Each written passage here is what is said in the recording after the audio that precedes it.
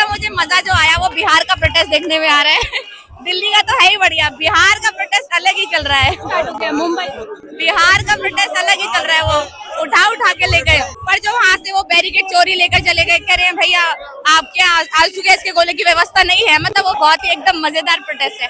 दिल्ली में भी अच्छा है, हर जगह अच्छा चल रहा है। सबसे पहले तो आप ये बताइए कि आप इतना ट्रॉल होते हैं, ऐसा क्या हुआ? तो बस मैं बोल देती हूँ, सच तो उनके लग जाता है, दिल में लग जाती है बातें। सच बर्दाश्त नहीं होता एक्चुअली उनसे, तो लोग चिढ़ जाते हैं, इसलिए ट्रोलिंग कर देते हैं। अच्छा, आप फर्स्ट डे से यहाँ कवर कर रही हैं, पहले दिन से आपको सिचुएशन पता है, अभी तक की सारी एक एक चीज पता है आपको, तो इस पूरे ओवरऑल सिनेरियो को देखिए आपका क्या ओपिनियन है कि ये प्रोटेस्ट कहाँ तक जाएगा और क्या होगा?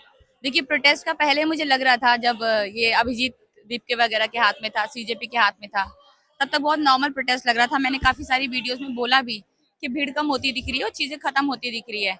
ऐसा नहीं सोचा था कि यार ये हो जाएगा। मैं पूरी रात यहाँ रुकती थी, पूरा दिन मुझे मालूम है कि एक एक चीज मैंने अपनी आंखों से देखी है, किस किस तरीके से प्रोटेस्ट खत्म हो रहा था, फिर कैसे बढ़ रहा था। सैटरडे को भीड़ होती थी, फिर उसके बाद संडे को दोबारा कम हो जाती थी। बट सोनम वांगचुक जी को जिस तरीके से इन्होंने उठा लिया, उसके बाद जो प्रोटेस्ट में एक बढ़ोतरी आई है, जो प्रोटेस्ट एकदम बढ़ चढ़कर सामने आया है, ऐसा तो खैर सपने में भी किसी ने सोचा था। बट 20 तारीख को जो हुआ, उसके बाद तो साफ पता चल गया था कि भाई ये लोग ऐसे तो नहीं है कि प्यार से मानेंगे, ये प्यार से मानने वाले लोग हैं नहीं।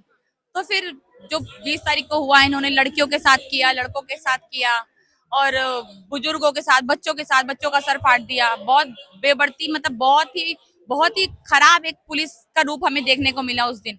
तो तब समझ आ गया था कि भाई ये सीधे तरीके से नहीं मानने वाले हैं। देखिए, मैं किसी को भड़का नहीं रही हूँ। मेरे ऊपर यूएपीए लग जाएगी, मैं नहीं चाहती हूँ। मैं देशद्रोही, वैसे इनकी नजरों में देशद्रोही हूँ मैं, तो मैं नहीं चाहती हूँ एक्चुअल देशद्रोही का टप्पा लगकर मेरे को अंदर फेंक दे।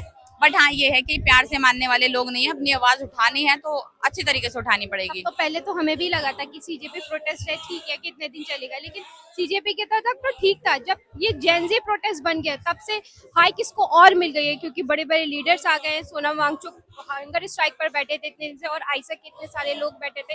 तो लगता है कि धर्मेंद्र प्रधान का इस्तीफा देके ही ये प्रोटेस्ट खत्म होगा। धर्मेंद्र प्रधान का इस्तीफा तो मुझे इस भीड़ के आगे बड़ा छोटा लगता है। मतलब धर्मेंद्र प्रधान ही, कम से कम मोदी का तो मांगना चाहिए। अब तो ये पार्टी हटनी चाहिए। अगर इतनी भीड़ उमड़ी है तो धर्मेंद्र प्रधान की कुछ औकात नहीं, मुझे लगता है। तो इतने लोग अगर धर्मेंद्र प्रधान का इस्तीफा मांग रहे तो वो जायज नहीं लगता मुझे। जायज तो तब होगा जब बीजेपी का इस्तीफा मांग लो। भाई हटा दो इनको गद्दी से, इनको खत्म करो पूरा, या तो आर या पार, ये वाला सीन है।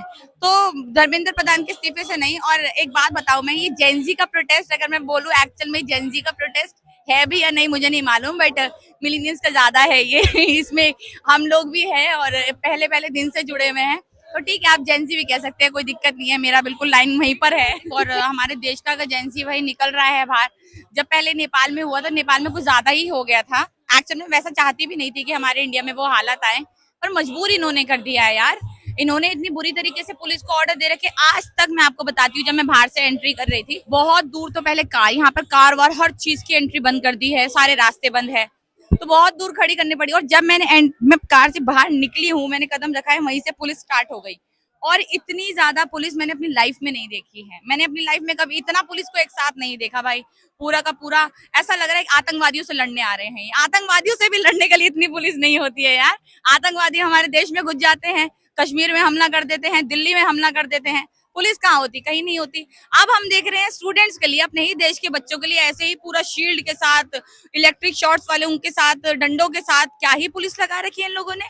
तो बहुत ही ज्यादा पुलिस है। ऐसा लग रहा है कि भाई ये मतलब सामने आतंकवादी है और इस तरफ हमारे देश की पुलिस। इस तरीके से ये हमारे साथ बिहेव कर रहे हैं। हमें देशद्रोही, आतंकवादी तो अभी तक कह रहे थे, अभी समझने भी लगे हैं कि भाई एक्चुअल में ऐसे ही है। आपको नहीं लगता है कि ये जो स्टूडेंट्स अपने एजुकेशन के राइट के लिए अभी इतना मांग कर रहे हैं, सड़कों पर आ गए हैं, ये काम बहुत पहले हो जाना चाहिए था? क्या युवा को अवेयरनेस नहीं थी, या फिर वो हिम्मत नहीं कर? मैंने बहुत पहले से कहा था, देखिए मजाक मजाक में कभी ना कभी कोई चीज होती है, ठीक है, बट जब जो चीज लिखी होती है तभी होती है।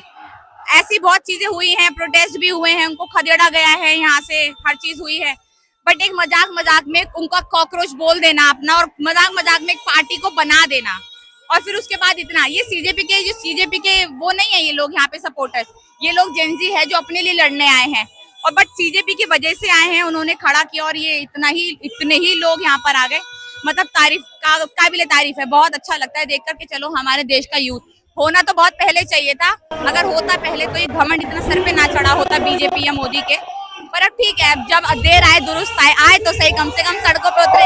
हाँ बट अभी थोड़ा सा संसद आवारा है, इनकी आवारागर्दी उतारनी है तो सड़कें हमें भरनी होंगी, और सड़कें जो भर रही हैं